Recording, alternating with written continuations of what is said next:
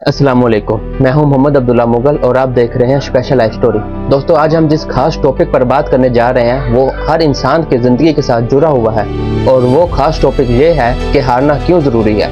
अक्सर हम ज़िंदगी में हार जाते हैं और हम ये समझते हैं कि शायद हम इस काम के लिए बने ही नहीं हैं, लेकिन असल सच कुछ और होता है। दोस्तों, ज़िंदगी में जो लोग सबसे ज़्यादा आपको कामयाब नज़र आते हैं, असल में वो अपनी ज़िंदगी में सबसे ज़्यादा हार चुके हुए होते हैं।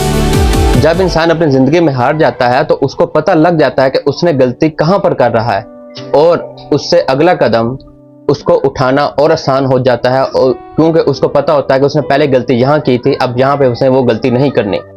दोस्तों, ज़रा ये सोचिए कि अगर इंसान अपनी ज़िंदगी में हारे ही ना तो वो सीखेगा कैसे, वो आगे कैसे बढ़ेगा जब तक उसको ये नहीं पता लगेगा कि वो गलती कहाँ पर कर रहा है। चलिए ये देखें, जब तक एक स्टूडेंट अपने काम में या होमवर्क में गलती नहीं करता तब तक उसे सही जवाब का पता नहीं लगता।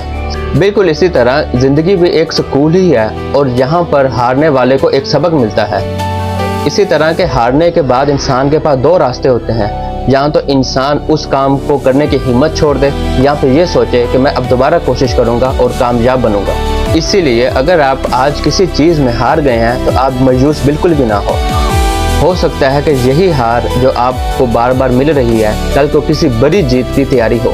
दोस्तों, अगर आपको मेरी ये बात पसंद आई है तो आप इस चैनल को लाइक करें और हमारे चैनल स्पेशल लाइफ स्टोरी को ज़रूर सपोर्ट करें। तब तक के लिए अल्लाह हाफिज़।